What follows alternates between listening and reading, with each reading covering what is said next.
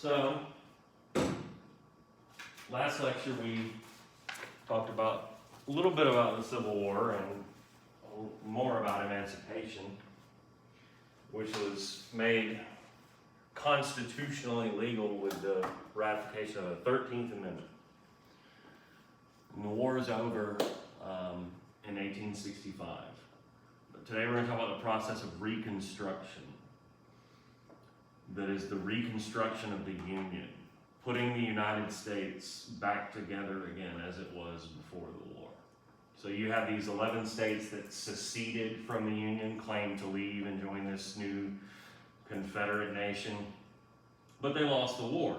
And so then the United States government, President Lincoln, and then after him Johnson and Congress, have the job of putting the United States back together again. Our primary concern here in this class is what is the role of what they called back then freedmen or freed people in that? That is, what does this mean for people who had been slaves who are no longer, legally speaking, slaves anymore after this? So we need to understand the process of Reconstruction itself, while at the same time really diving into what are the implications of this for people who had been slaves. And they're both limited and profound. And that maybe is contradictory, but hopefully by the end of this you'll see what I mean. There are instances in which this is truly profound, and then there are places where we could look and say, okay, well, how much has really changed? We're going to talk later in the semester about the black intellectual W.E.B. Du Bois. He wrote about this period and referred to it as a, quote, splendid failure, meaning it was amazing for a time and this is what could have been. And that's what we're concerned with today, and we'll have a part 2 in our next lecture. And then we'll look at what actually did happen. Might also call it, and I think I do in my American history class, Reconstruction almost presents like a broken promise of what could have been.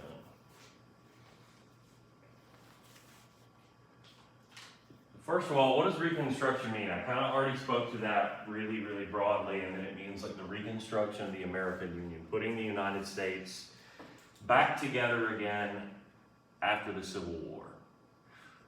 How are you going to bring those former Confederate states back into the Union? And there are questions surrounding this, because in the United States Constitution, there's no speculation about, like, what do you do when there's a terrible civil war and the country's split in half? Like, this is how you proceed. It's not in there. And so there are questions. What exactly will Reconstruction include? Meaning, what are you going to make those former Confederate states that claim to secede and turn their backs on the Constitution, what are you going to have them do? Just say sorry about that? Sorry about secession? Sorry about the Civil War, it's a shame we lost. We'd like to, rejoin America again. Are you going to, punish the leaders of the Confederacy? Are you going to charge them for treason? I mean, Lincoln's position was that these people were traitors and rebels. Are you going to put them on trial for that and execute them, make martyrs out of them? You going to let them go scot-free? Speaking of which, I mentioned Lincoln. I mean, is he in charge or is Congress in charge? Does the Supreme Court get to weigh in? I mean, who knows? It's not spelled out in the Constitution, our foundational law, like who would be in charge or what's supposed to happen. What ends up happening early on, that is even during the war, as the war is winding down, is that President Lincoln sort of takes the initiative to put himself in charge at first of this process. And that begins the period, the sort of first half of Reconstruction, the first part of it at least, that we refer to as presidential Reconstruction, because the president is in charge. Lincoln, using executive orders, kind of steps in at the beginning and says, okay, this is what Reconstruction is going to look like. Here's what the rebel states are going to have to do to get back in the Union. And just really broadly speaking, presidential Reconstruction is super lenient on the South and very, very simple. Lincoln figures there's been enough pain and suffering and bloodshed, and what you want to do is just put America back together again as quickly and easily as possible. Without a whole lot, if any, concern for freed people, without a whole lot of concern for, how black people that had been slaves would then become citizens of America. That's not really addressed under presidential Reconstruction. And so what we see eventually is a conflict between Lincoln's successor, Andrew Johnson, and people in Congress and his own party who feel like that should be addressed, and this process shouldn't just be super lenient and easy, that ultimately leads to Congress taking over Reconstruction and saying, no, this is what it should be like. And we enter the much longer period of congressional Reconstruction, or as Du Bois and some others call it, because it actually leads to black people being elected to office, Black Reconstruction. But it doesn't last. Does that all make sense?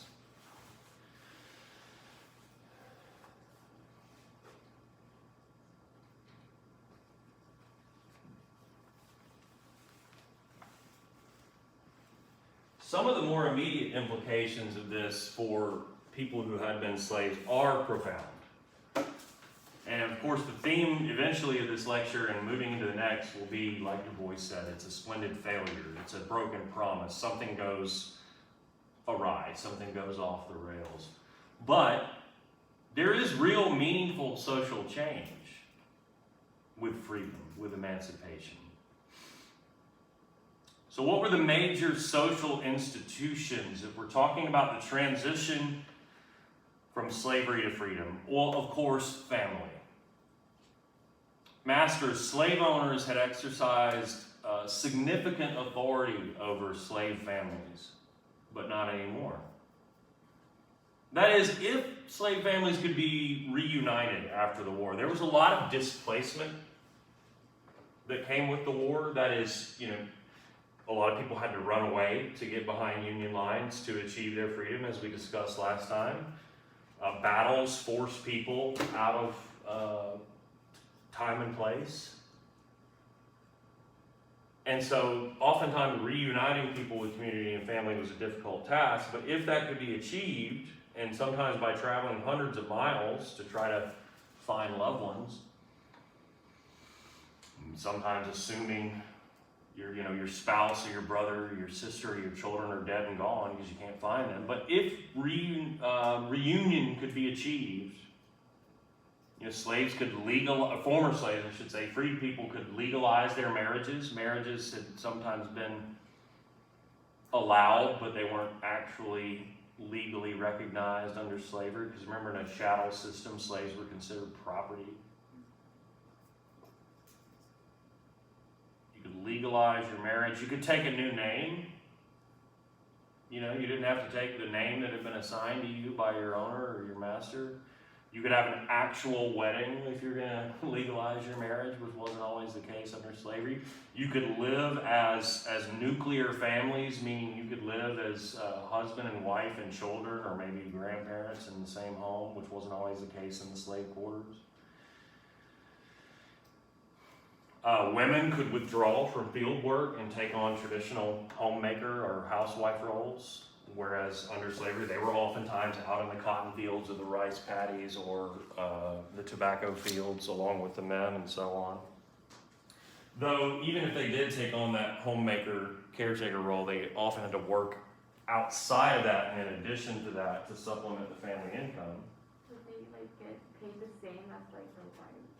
Say that again? Would they get paid the same? As the men? No, as the woman, like the white woman. Oh, no, of course not. Yeah, no,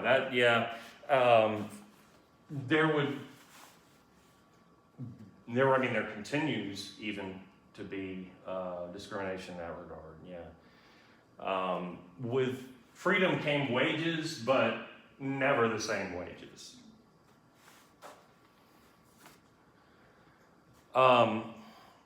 Other institutions, church and community.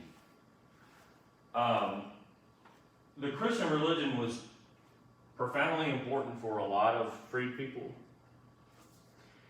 And when they become free, you know, they're not going to white churches. They overwhelmingly reject the idea of congregating, if you will, worshiping with white people, and instead begin to form black congregations, black denominations.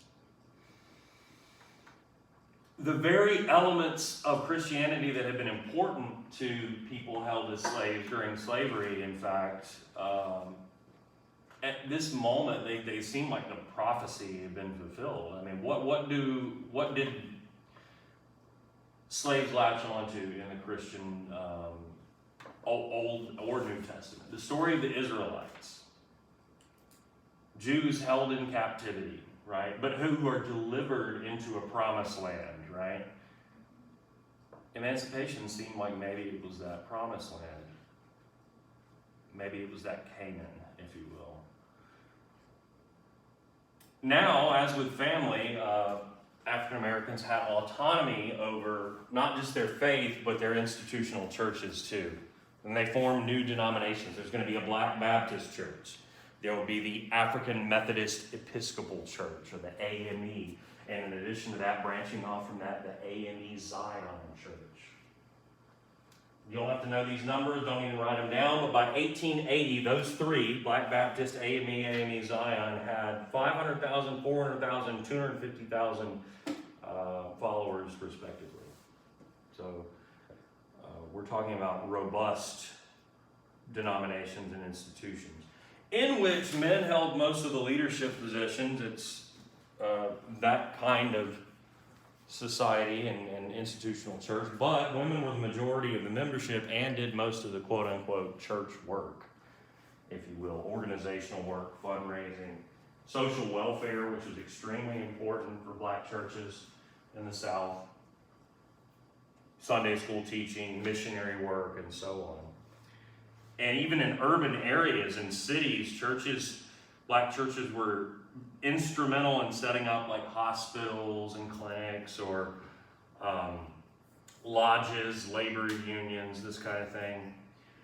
You had mutual aid societies that could be organized through the church, where we're just trying to help each other out, but that morphs into like a black insurance company or a bank. So you see black people building their own institutions, economically, socially, religiously speaking.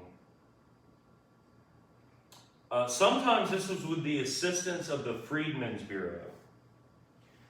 I talked about Lincoln's Reconstruction policy being very, very lenient and limited, and not so much concerned with the fate of black people in the South. Well, the one thing Lincoln did do in that regard, he does create a Freedmen's Bureau, which is a department of the American government working in concert, working with the Army. When the war is over, the Union Army occupies the South.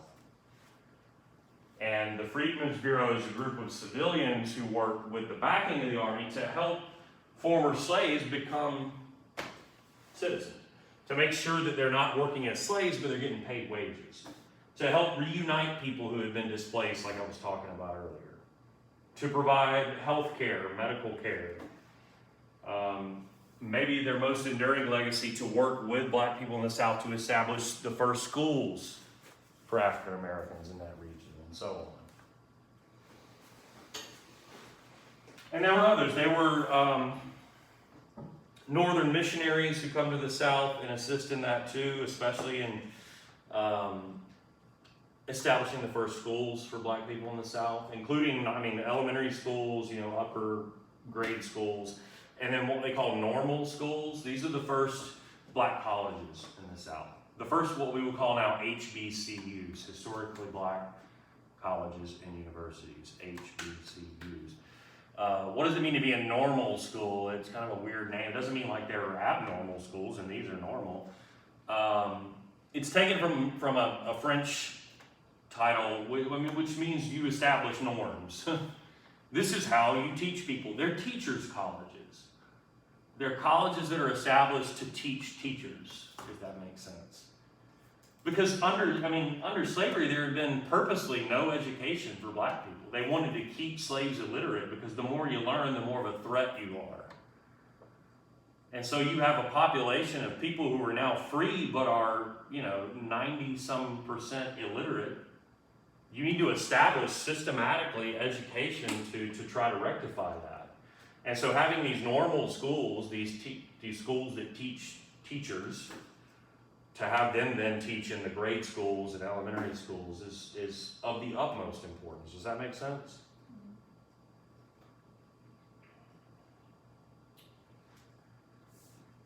So in 1865, when the war is over, like I said, over 90% of black people in the South were illiterate. They could not read or write. What you see during the war even is some of the runaways that had taken up with the Union Army or in the contraband camps at Hampton in Virginia. You remember this? In the Sea Islands of South Carolina. They began to establish schools. In fact, Benjamin Butler at Hampton, we talked about him, the general, the Union general who basically comes up with the concept of contraband of war so they didn't have to return slave runaways to their masters. Butler establishes a Butler School there in Hampton with the help of the American Missionary Association. And that becomes kind of a model. Between Northern philanthropist organizations like the AMA, the American Missionary Association, the Freedmen's Bureau, black churches, all of these come together and you see the establishment of hundreds of schools throughout the South in the 1860s, 70s, into the 1880s. By 1880, black illiteracy was down to 70%, and by 1910, it would be down to 30%. That's remarkable. From over 90% in 1865 to fewer than 30%, less than 30% rather, by 1910. In the span of 45 years, a reduction from 90% to 30% illiteracy. Most of these grade schools would focus on what we used to call the 3 R's, even though that's not really what they are. Reading, writing, and arithmetic. That is, reading, writing, and mathematics. Most of them were, populated by black teachers for black students. This was the favored model. If we're looking at the HBCUs, though, the colleges, there were 2 different types. Some of the HBCUs, like for example, Fisk University in Nashville is among the first. These were what we call liberal arts schools, which you still have today, and liberal arts education would focus on mathematics, science, but also like Latin and Greek and teaching like a normal school. Whereas, on the other hand, you could have a school like at Hampton, where you focus on vocational education. That is, here's a skilled trade that you can learn. Here's how you can learn to be a laborer as opposed to a teacher. So how you can learn to be a carpenter or something like that. I guess that's a little bit old school.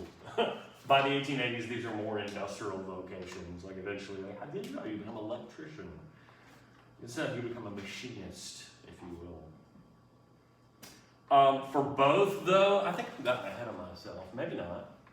No, maybe not. Regardless of the type of school, if we're talking about the HBCUs, both would teach the politics of respectability.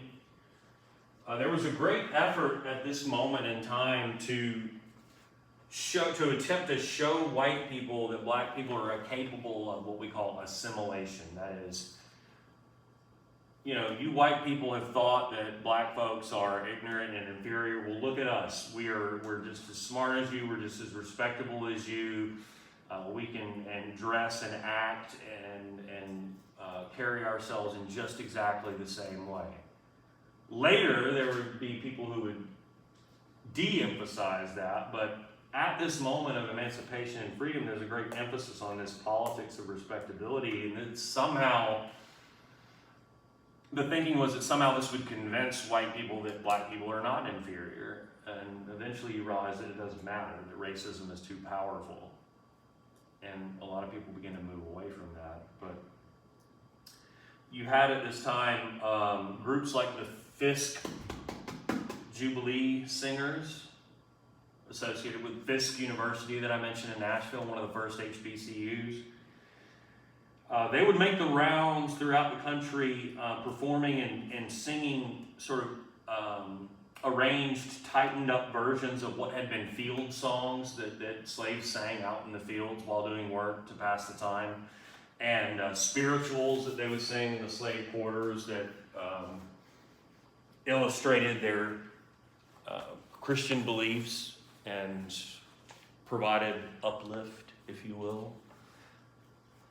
And they would go around the country, and these performances would be seen as a way of projecting that politics of respectability, and provided also a helpful counterpoint to another tradition that would take hold, that we'll look at a little bit later, and that is minstrelsy. That is white performers painting their faces black and acting out stereotypes, racist stereotypes.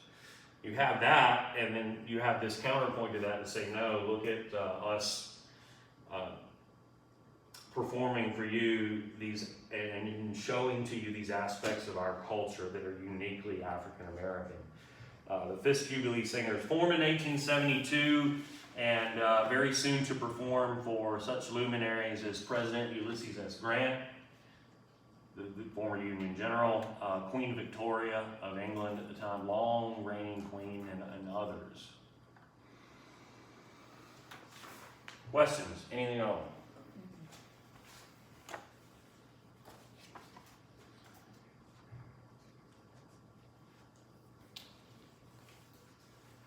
For some,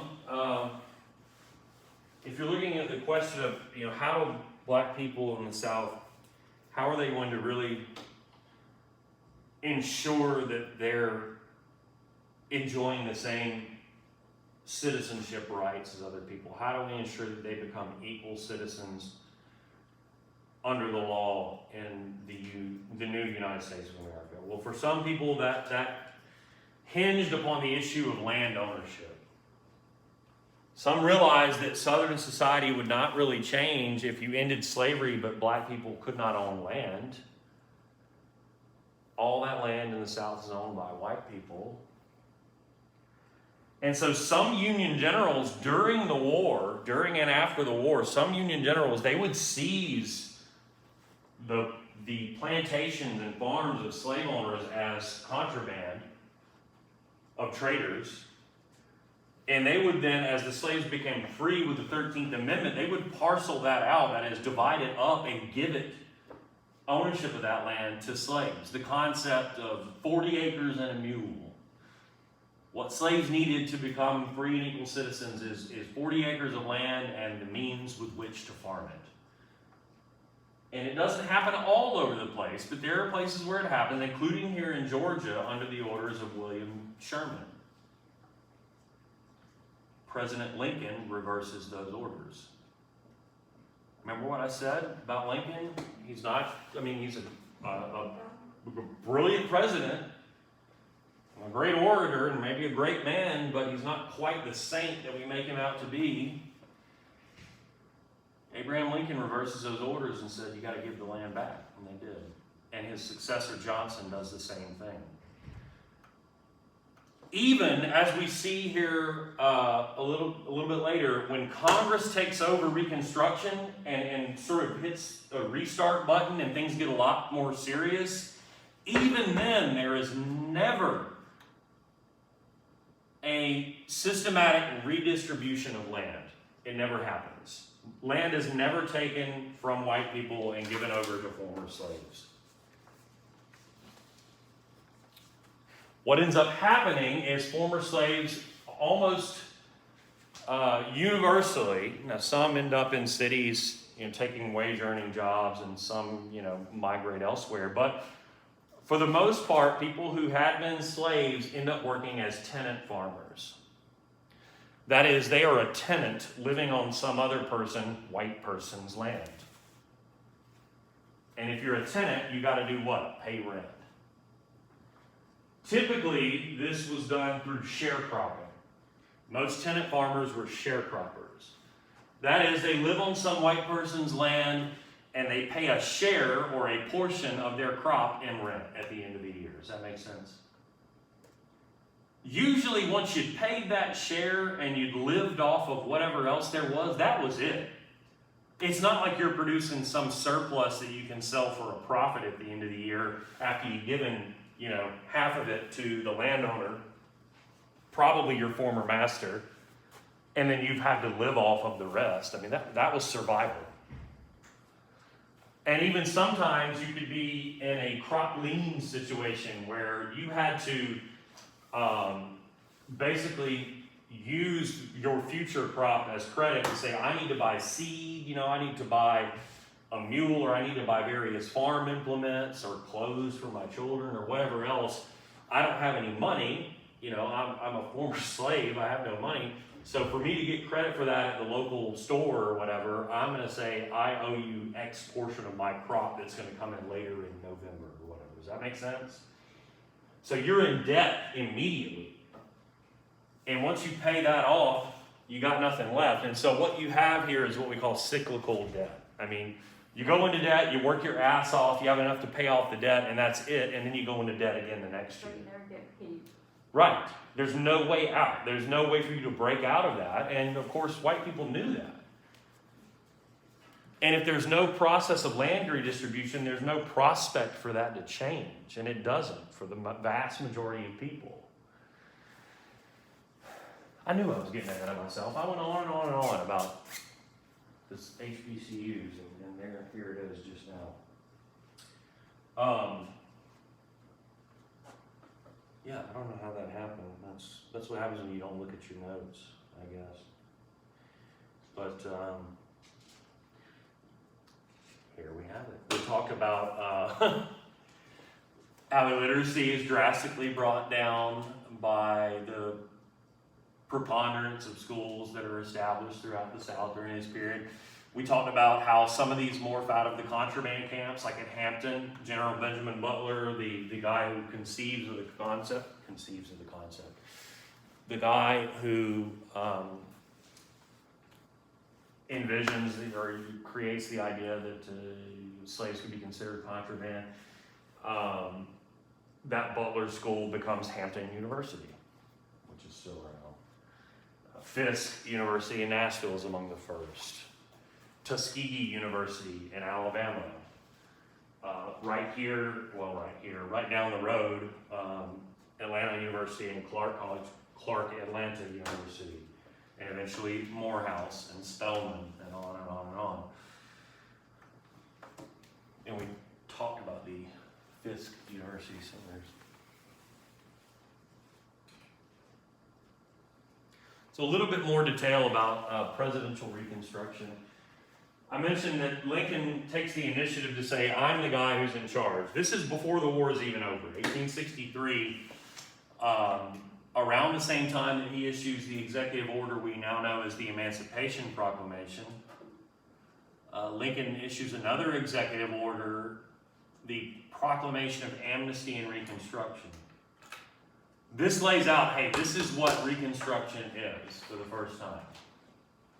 And this was to go into effect in areas where the Union Army had taken control in the South.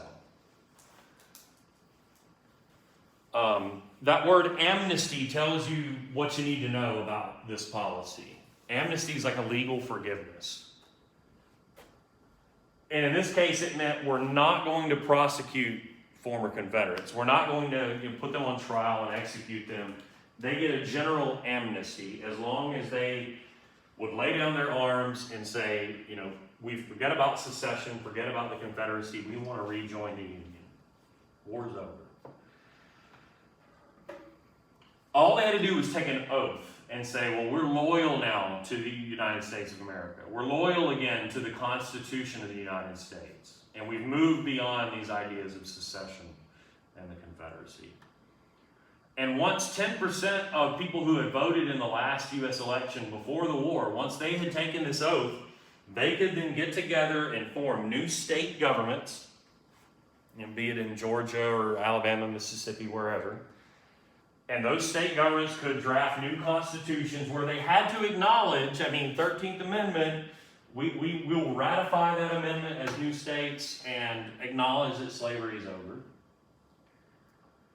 And once they've done that, they could then petition Congress and say, hey, we want to come back and rejoin the United States. That's it. Quick and easy and simple.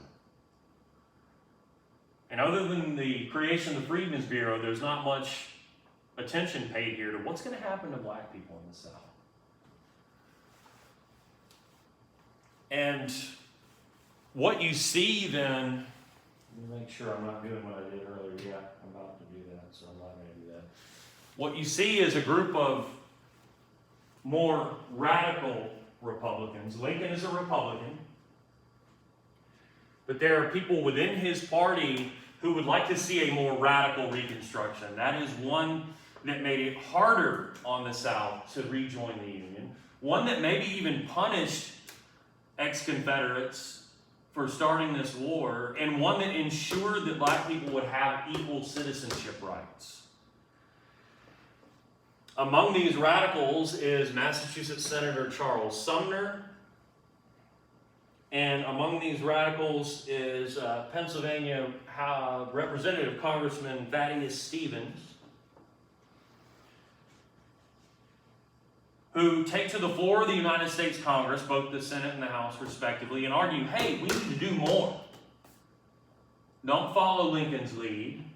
Sure, he's successfully led us through the war, but he's letting them off too easy, and black people are going to be treated as they always were. They're not going to enjoy equal citizenship rights if we don't do something to leverage the law in their favor.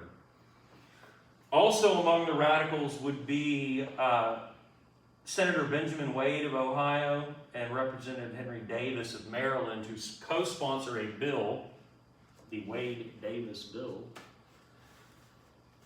that would have insisted anyone who wants to participate in the South in this process of forming new state governments that would draft new state constitutions and trying to rejoin America, anybody who's going to be a part of that process had to sign or take an oath that said, I have always been loyal, a so-called ironclad oath. I've always been loyal to the United States, which, if honestly and legally taken, that would mean you hadn't had anything to do with secession and the Confederacy.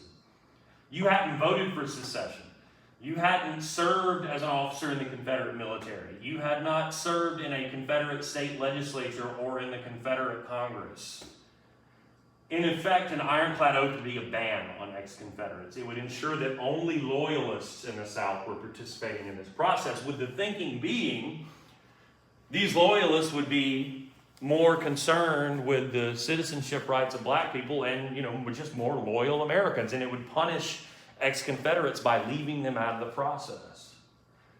The Wade-Davis bill would also say, hey, these people who have been slaves, they are free and equal citizens. They should have the exact same citizenship rights as everybody else. The Wade-Davis bill passes Congress and is vetoed by Abraham Lincoln. Does not become law. Lincoln is, of course, assassinated by a Confederate sympathizer, and Andrew Johnson becomes president. Andrew Johnson is actually a Southerner. He's a former slave owner from Tennessee. And this might give you some pause, and you might wonder, well, how in the hell during the Civil War is the President of the United States a former slave-owning Southerner? He was not Lincoln's first VP. Lincoln had to stand for re-election in 1864 while the war was still going on. But the war was at such a point where Atlanta had just fallen. The war was almost definitely going to be a Union victory. And Lincoln foresees that we're going to enter this process of trying to put America back together. He thought that getting a loyal Southerner, somebody who had not voted for secession, somebody who had moved north during the war, who had manumitted or freed his slaves. This would be a way to reach out to other loyalists. People like Johnson could take the ironclad oath. To reach out to them and say, hey, we can do this. We can put America back together again. See, my VP is a loyal Southerner. Who the hell could have foreseen that Lincoln would be killed and that this guy would become president? Which is, in a lot of ways, unfortunate because I think most historians would agree he lacked the qualities of an effective president.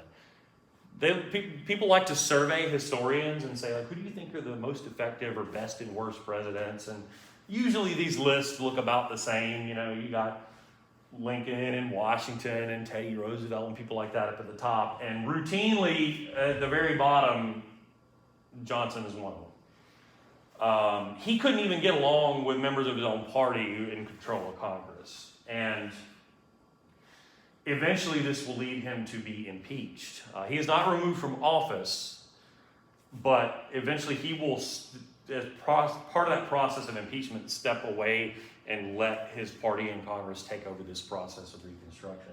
For purposes of this slide, though, it's enough to know that he essentially just continues Lincoln's policies.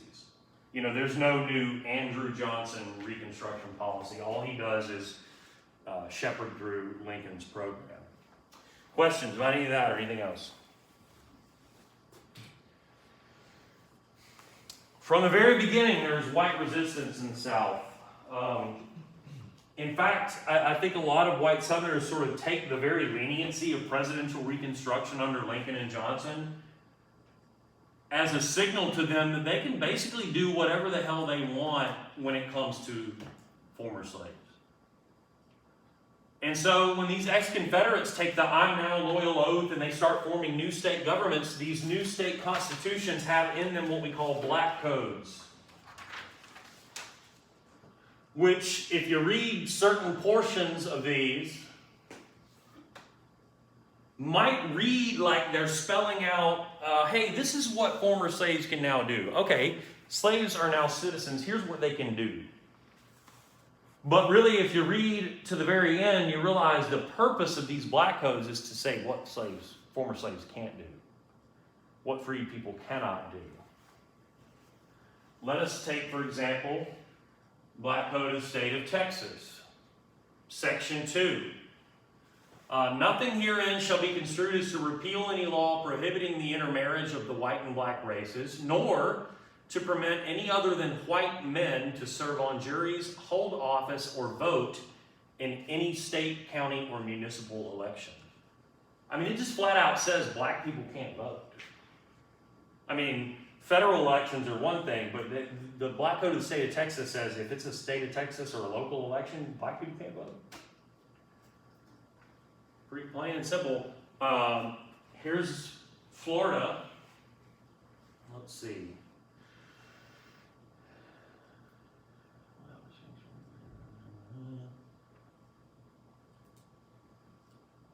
Yes, the labor provisions. And if you read the black codes of other states like Mississippi, they're similar. A lot of these southern states say, okay, well, slaves aren't slaves anymore. We get that, 13th Amendment, all right. But if you're a laborer, and remember what I said, most of the former slaves end up working as tenant farmers on the land they had always lived on. It says, all right, if you're a tenant farmer, you're a laborer, you're going to have a labor contract. You got to sign a contract. It says you're going to get paid whatever wage for X number of years. There's got to be a term. A lot of these black codes said if you decided you didn't want to do that anymore and you breach that contract and you go off and move to Jackson or Memphis or Birmingham or Atlanta, that's a crime. It's not just a civil matter, breach of contract, that's a crime, punishable by a fine that was made so high as to be impossible to be paid by somebody who was a tenant farmer. And then what do you reckon the penalty is when you can't pay the fine? Death. Say it again? Death. Not quite. Not quite. You have to work for your employer, your former employer, who was your former master too, for free out in the fields, right? So basically, that looks and sounds a lot like slavery, doesn't it? So recreating the conditions of slavery wherever possible, and other things like children who had been displaced from their parents become wards of the state and raised in like farming or orphanages where they're out working in the fields for free, right? For their room and board. Anybody who didn't have a job or didn't have a labor contract, they were considered a vagrant. Vagrancy was punishable by a huge fine, which if you couldn't pay it, you got to go work out in the fields for free, and on and on and on. And states will create lists of crimes that they call like crimes of moral turpitude. Like, you know, a crime could be a violent crime, but if you commit these crimes that are considered morally, you know, heinous or immoral, which are really just lists of crimes that white lawmakers thought would be more commonly committed by black people, those carry stiffer penalties like having to work out in the fields to pay off a fine and so on. So also in some of these black codes, I mean, just flat out saying not just black people can't vote, they can't own firearms, they can only own property in certain cases, they can't travel long distances without documentation, they can't gather in large numbers of assembly, and on and on and on. So what do these black codes do? They limit the citizenship rights of former slaves, and they recreate the conditions of slavery wherever possible. So they're not free at all. Right, correct. I mean, putting free people into a state of pseudo-slavery that is not outright legally, blatantly, but for all intents and purposes, looking a lot like it had before. And then at the same time, you have former Confederate officers who create the Ku Klux Klan and other similar institutions, which were in effect terrorist organizations who commit acts of violence, including murder, against not just black people, but anybody who supports the Republican Party in the South. And I will just pause and say, in these first few weeks here, or maybe for like the first half of this course, it's going to be a little bit hard to wrap your brain around the fact that, you know, the Republican Party was the party that was trying to help black people at this time, and then the Democratic Party becomes the party of white supremacy. Clearly, in the 20th century, things change, right? We'll talk about that, and we'll work our way through that, but this is the way it was at that time. The Klan would do violence to and intimidate not just former slaves or black people in the South, but also what they would call carpetbaggers, or white people that they feel like came down to the South to you know, organize black people against the white people and to make money and to buy the land of former Confederates that had been seized by the Army and so on. And also against what they would have called scalawags or white loyalists like Andrew Johnson, people who could take the ironclad oath, people who'd never supported the Confederacy and secession and so on. Was this while Andrew Johnson was president? Yes, correct. Is that confusing? Well, you consider, first of all, Johnson wasn't elected. You know, he only becomes president because Lincoln dies, right? So and was this like Lincoln, like? So Lincoln is not, obviously he would come out and say this is not right. You know, Lincoln is not. Let me see. I would almost say it's not like he's turning a blind eye, but actually kind of was turning a blind eye. Look, Lincoln is on, I don't want to paint a terribly wrong picture of Abraham Lincoln. I mean, he's the guy who's on record over and over and over again saying slavery is a terrible and evil institution. But at the same time, he kind of excuses white people for just inheriting it and saying he understands. He's on record at times saying he doesn't believe in the equality of the races and so on. So, insofar as Lincoln was aware of any of this before he was killed, it's not something that's like he's losing sleep over or anything like that. Johnson definitely was aware of it and more or less just doesn't care. Remember, Johnson's a former slave owner, right? I mean, he kind of hates the slave-owning planter class of the South. Johnson's an interesting character. He kind of comes up from nothing and makes himself a wealthy slave-owning man. So he resents those rich Southerners who were born into wealth and the ones who supported secession, which he feels like they kind of ruined the South, knowing that they would eventually lose the war. And so just because he hates like the slave-owning rich planter class, that don't mean he cares really much at all about black people, about former slaves. This was not something that was on Andrew Johnson's radar or agenda. What that means is when radicals in Congress who do give a shit about that, when they see all of this happening, this galvanizes them to do something about it. And if Johnson doesn't want to help, they're going to run his ass out of office. And there's this conflict between Johnson and Congress, which ultimately leads to Johnson's, he starts identifying people in his cabinet, like, okay, are you one of these radicals? Are you one of these people who thinks like Sumner and Stevens and Wade and Davis? I'm going to get rid of you. And so the radicals in Congress at one point pass a law that says, you can't just fire somebody from your cabinet without consulting Congress. Think about this. When the president appoints someone to be like Secretary of State, Secretary of the Treasury, you have to have that person approved by Congress, right? They have to be vetted by the Senate. So Congress at this point says, well, if that's the case, you have to get our approval to put them in there. You need our approval to remove them. And Johnson totally ignores it. He fires his, I think it was either Secretary of State or Secretary of War. Secretary of War, Stanton. And so they impeach him. President, as you know from recent events, probably is held accountable to the law, the Constitution, as well as anyone, but also because the president is a citizen, they get the right to a trial. And that's what the process of impeachment is. You bring charges, that starts in the House of Representatives. You get a trial with the Senate basically serving as the jury and the Chief Justice of the Supreme Court as the judge. And they get to vote. And in this case, Johnson cuts a deal where he says, look, I'll back down.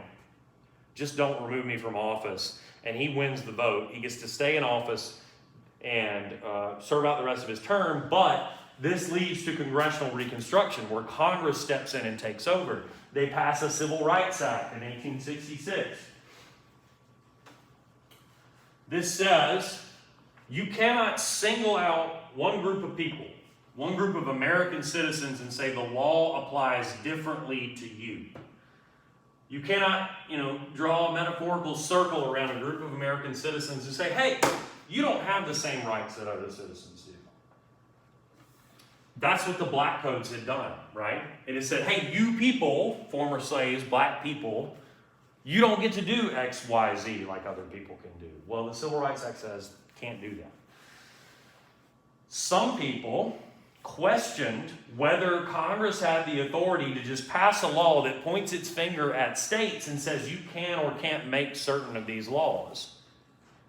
Well, if there's a question if something's constitutional or not, what would be the easiest thing to do? Write it into the Constitution in an amendment.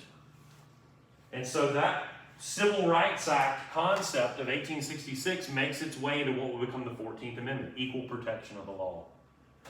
The law applies equally to every American citizen. Again, you can't single out one group and say you don't have the same citizenship rights. In addition to that, the 14th Amendment says the federal government no state government, I've tipped my hand. 14th Amendment says no state government can deprive an American citizen of their life, liberty, or property without the due process of law. So what does that mean? State government can't take away your life, can't execute you, can't take away your liberty or your freedom, and it can't take your property or your stuff without a legal process to which you are due or entitled. Meaning, if you have committed a crime, and you get a trial, a jury by your peers and are convicted, maybe the state can take your life, your freedom, or your stuff. Or if someone sues you and you lose a civil trial, maybe they can take some of your stuff. Otherwise, no state government can do that.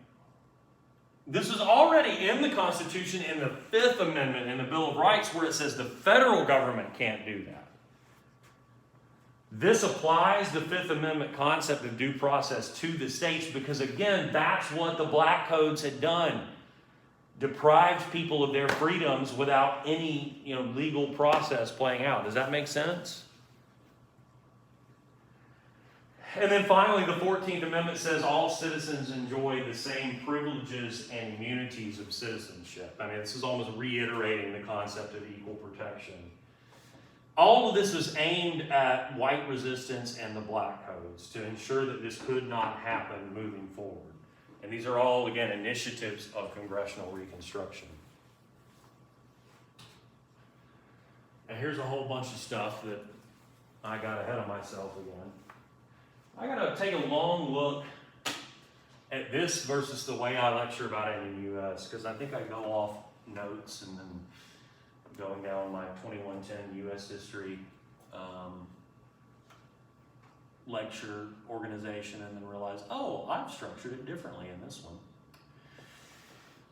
1866 midterms, this is just the tipping point where you see the radical Republicans in Congress come to power, essentially, where they have the power, or they have the numbers to be able to impeach Johnson, for example, and to hold him accountable. And once they have come to power, you see what we just saw, the passage of the Civil Rights Act, which then becomes the 14th Amendment, and also the passage of the Military Reconstruction Acts, which essentially are like I think I referred to it earlier as like a restart or a reset button for Reconstruction. Undoing everything that had been done under presidential Reconstruction and starting over. Those state governments that had been formed under the I'm Now Loyal Oath program, where any ex-Confederate could participate by just taking the oath and says, oh, sorry, I'm loyal now. That's all erased. Those state governments are undone.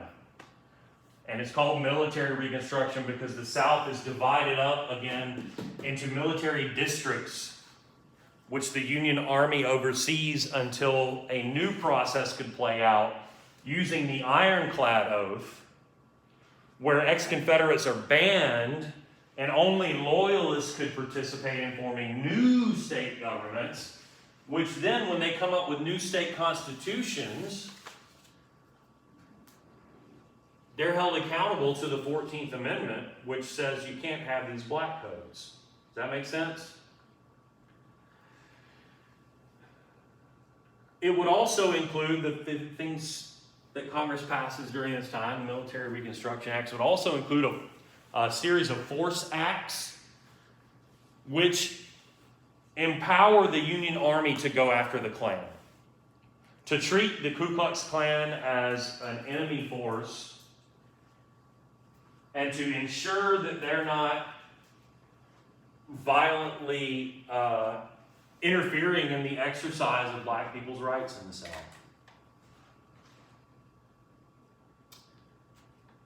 The Tenure of Office Act is what I alluded to earlier, where Congress says you can't just remove somebody as president from your cabinet for the hell of it. You have to consult Congress, and Johnson does it anyway when he fires the Secretary of War, and that's what they use to impeach Johnson. That's the crime he has committed. But remember, I said he cuts a deal where they vote to allow him to stay in office, and he just kind of backs away. Finally here, the 15th Amendment is passed by the radical Republicans in Congress and ratified by the states. The 15th Amendment ensures Black men have the right to vote. 15th Amendment says every male citizen, regardless of their skin color or if they have been a slave before or not, has the right to vote. So if I ask you on a quiz or exam, what do the 13th, 14th, and 15th Amendments do? You can tell me that, yes? I hope. 13th Amendment ends slavery. 14th Amendment is the Citizenship Rights Amendment, right? Due process, equal protection. And then the 15th Amendment specifically singles out the right to vote for Black men, and I stress the word men, Women argued in court that this should not simply apply to men. And the United States Supreme Court says no. And the women's suffrage movement has to continue the fight into the 20th century. In fact, remarkably, we are literally just now this year celebrating the 100th year anniversary of women gaining the right to vote in the United States, black, white, or otherwise. All that makes sense? Questions about anything? We're almost done.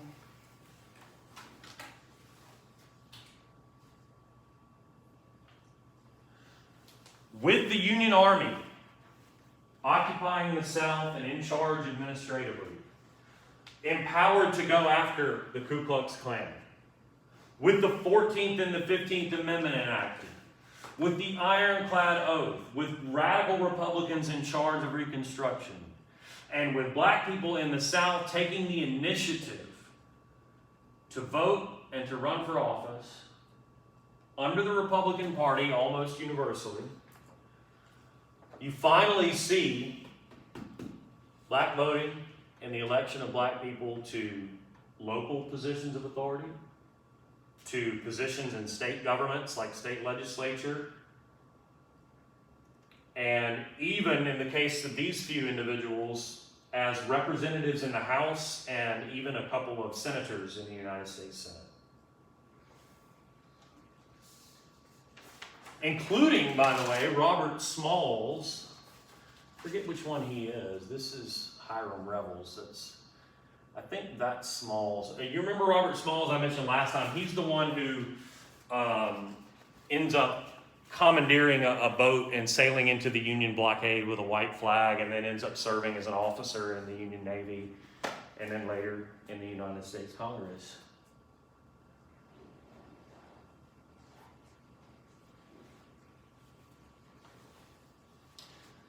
One individual who is not pictured there, but who I want to say a little bit about before we go, is Blanche Bruce.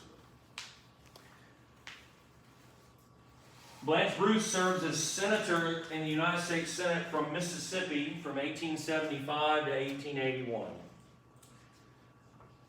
Bruce was born a slave in 1841 in Virginia, in the tobacco growing region of Virginia. Like many, he was born the child of a slave mother and a white father. His father was his mother's master, the son of his mother's original owner. So he was the tobacco planter that ran that plantation. But in a system of chattel slavery, the child follows the condition of the mother. And so he's born a slave, but his father educates him alongside his half-brother, his white brother. And even though he is technically like his brother's servant, they're kind of raised as brothers would be, given at least the same education. And his father eventually manumits him. Manumission means to legally say, you're no longer my slave, you're free. That's a power that owners had. During the war, he ends up migrating west out to Kansas, and then to Missouri, where he worked as a school teacher, and even helps establish a school out there at one point in time. Works as a steamboat porter for a while. Saves up a good amount of money such that when the war is over and he ends up in Mississippi downriver, he's able to purchase a plantation. And so remarkably, we have this mixed-race former slave who in the post-war period ends up being a plantation owner in Mississippi.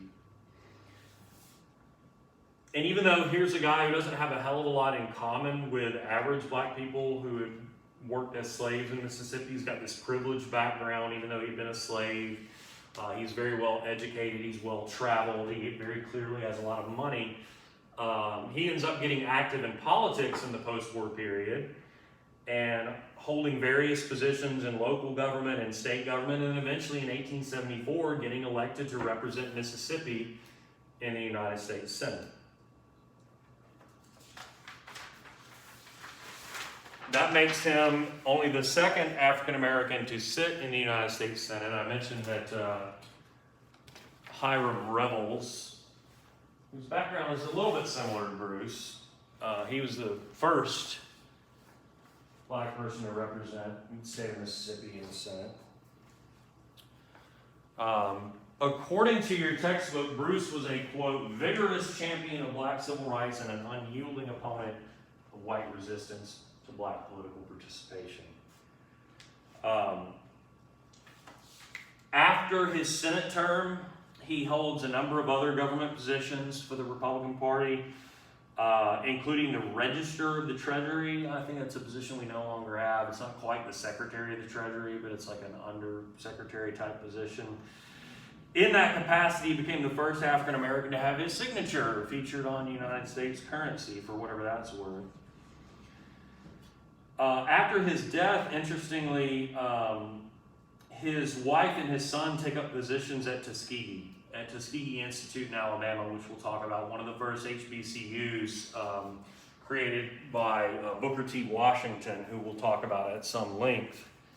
Of course, also by the time of his death, things had changed dramatically in the South, thanks to a new wave of white resistance and a nation and a Republican Party that had turned their attention elsewhere. What else about Bruce? I mean, we got 5 minutes and we'll be out of here, even if just a minute or two. Are there any questions?